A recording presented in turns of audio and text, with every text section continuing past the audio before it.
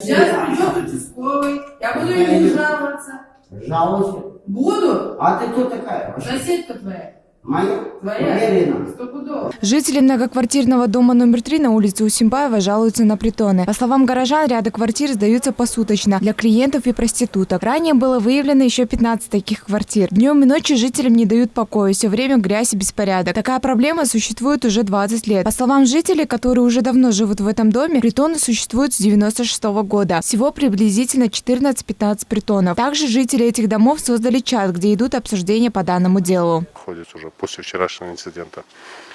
Но мы боремся с ним, потому что вообще жить здесь невозможно. Беспредел. Посторонние люди там пьяные входят в наши квартиры, дверьми путают. И с этого дня и началось. Мы как бы по-человечески подходили к ним и говорили, чтобы хотя бы даже дверьми не путали. Да? Они как отрицательно, получается, на нас, наоборот, угрожают какими-то мафиями черными, ихними крышами, которые сидят там. У меня соседка, точнее не соседка, она через постоянных лиц Искандерова Зухра, ее вторая фамилия, Акрамова Зухра, она вот здесь выкупила квартиру через поставных лиц 128 и в ней организовала притон. Там она сдает и посуточно, потом есть и проститутки у нее, там индивидуалки там, и так далее. Там. В этих квартирах постоянно у нее разбой, там, подножовщина вот в округе. Я сколько знаю, она вот, у нее все дела вот, милиции. Там, это. Каждую ночь я работаю в издательстве «Учкун». Приезжаю домой, здесь толпы, невозможно пройти с этими женщинами легкого поведения. И приходят тут такие... Верите или нет, это колхоз, как по-вашему, мырки. У меня бы на них даже под дулом пистолета. Вообще что-то невероятное творится.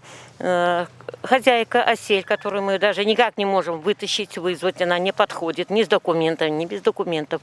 Заселила, сначала проститутки были, сейчас там, трансвестит. И буквально 2-3 дня тому назад там произошла какая-то драка. Кто выкинул из окна ключи, я не видела конкретно. Там люди собрались, значит, открыть их. Начали открывать, внутри закрыто. Выходим на улицу, смотрим, вот там вот связали шторы, материал какой-то спускают.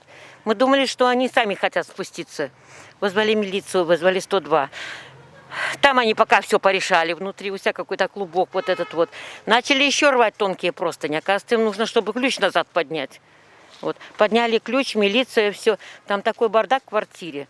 И вот эта женщина, это мужчина, женщина, она себя так неадекватно ведет, она на всех бросается, на милицию она бросается, она очень сильная. Жители уже обращались в МВД, Генпрокуратуру и в другие органы местного самоуправления, но никакие меры не были предприняты. Если даже предпринимаются, то через некоторое время притоны продолжают свою работу. Клевета, пусть хоть один кадр покажет, что там притон есть.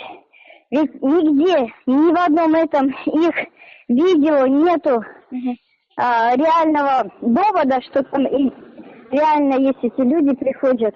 Мэрия Бишкека обещает закрыть все притоны, которые находятся в районе Орского рынка, на улицах Бишиналиева, Рыскулова, Павлова и на проспекте Чуй. Сотрудники районного акимата будут проводить совместные рейдовые мероприятия по обеспечению порядка на постоянной основе.